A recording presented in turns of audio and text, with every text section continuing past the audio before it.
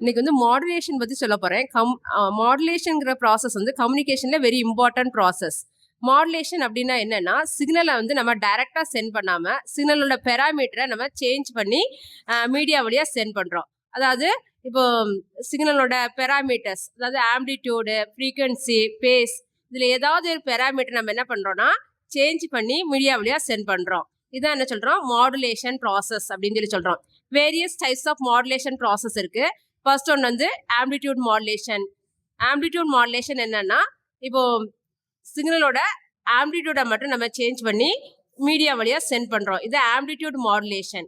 Frequency modulation என்னன்னா, சிக்னலோட ஃப்ரீக்வன்சியை மட்டும் நம்ம சேஞ்ச் பண்ணி மீடியம் வழியா சென்ட் பண்றோம். இது என்னன்னா ஃப்ரீக்வன்சி மாடுலேஷன் அப்படின்னு சொல்லி சொல்றோம். ஓகேவா?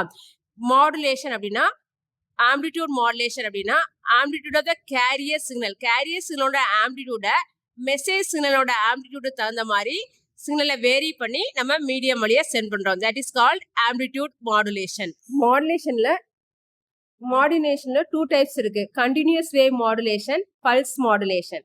கண்டினியூஸ் வேவ் மாடுலேஷன்ல இருந்து கேரியர் சிக்னல் வந்து கண்டினியூஸ் இன் நேச்சரா இருந்தா அது வந்து கண்டினியூஸ் வேவ் மாடுலேஷன் அப்படின்னு சொல்லி சொல்றோம். இப்போ பல்ஸ் மாடுலேஷன்ல கேரியர் சிக்னல் வந்து பல்ஸ் வேவ் ஃபார்மா இருக்கும். இது பல்ஸ் மாடுலேஷன் அப்படின்னு சொல்லி சொல்றோம்.